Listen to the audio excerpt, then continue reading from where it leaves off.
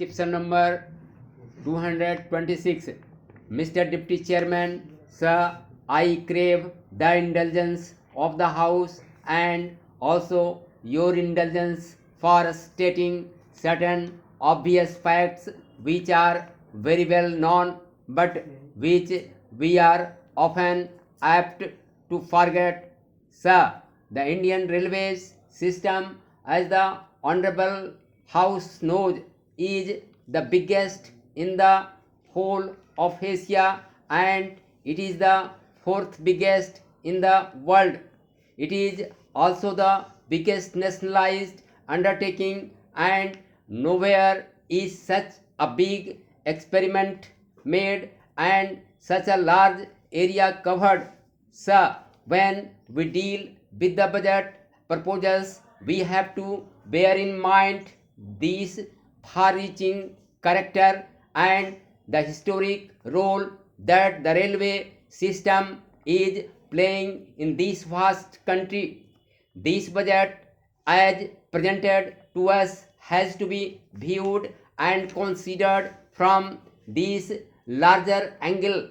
Though the budget has taken the usual form of an annual ritual and though it indicates and projects a set pattern, it marks the culmination and the ending of a period of achievement and the budding and flowering of another period of achievement. Sir, we are in a better position today than before to assess and evaluate the results and we can very well draw up a balance sheet of success and failures, of achievements and setbacks if there are any, so that we may be able to draw up a plan of further development. During the last 5 years, efforts have been made by the Ministry of Railways to realize and fulfill the goals and targets laid down in the plan. To a considerable extent, I must admit they have been able to achieve the goals and targets laid down. All these achievements and developments that have taken place are really commendable and we would not shirk on our side to pay compliments to them because they deserve them. But when I look at the other side, when I consider the drawbacks and failures that we saw during these 5 years, I feel, sir, that the progress achieved and the developments that they have brought about are not commensurate with the needs and requirements of the growing and developing economy. The minister, in his speech, has not been able to assess the extent of demand of the country for additional transport capacity and he has not been able to give us a picture of how this challenge will be met and met adequately to remove transport difficulties in the country.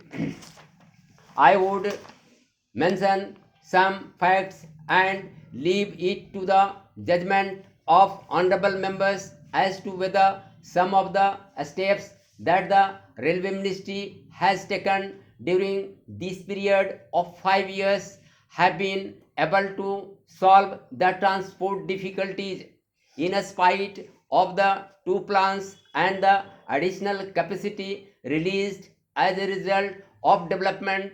The problem of congestion, which has also been referred to by other honorable members, is proving great deterrent.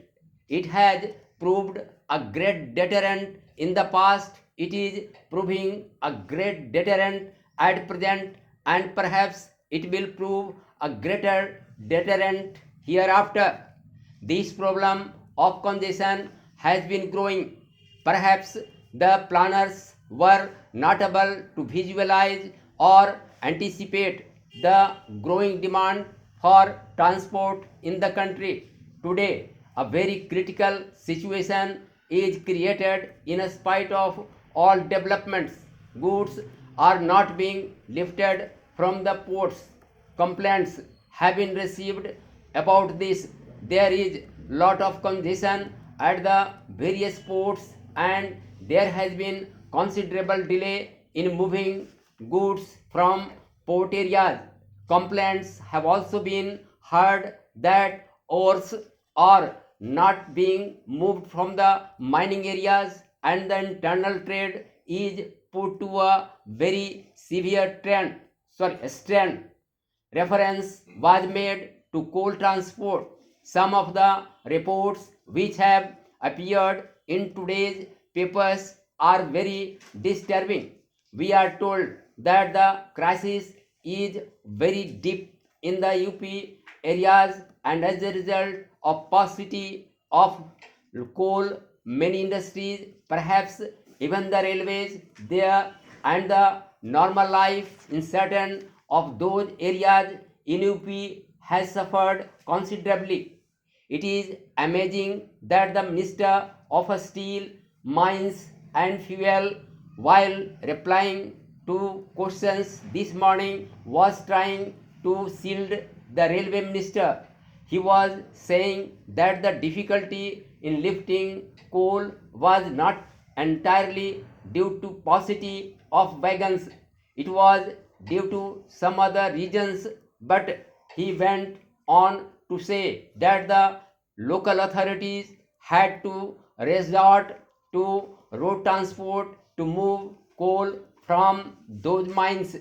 If that is so, I do not know why, if the wagons had been made available in the past and if they are made available today, there was necessity to move coal from the colliery by road transport. Road transport is costlier and ultimately it is not economic. So we can very well say that there is a sort of friction or lack of coordination between the two wings. It has also been borne out clearly that transport of goods or ores has suffered because there has been wagon shortage. If there has been no shortage, at least there has been considerable delay in getting them.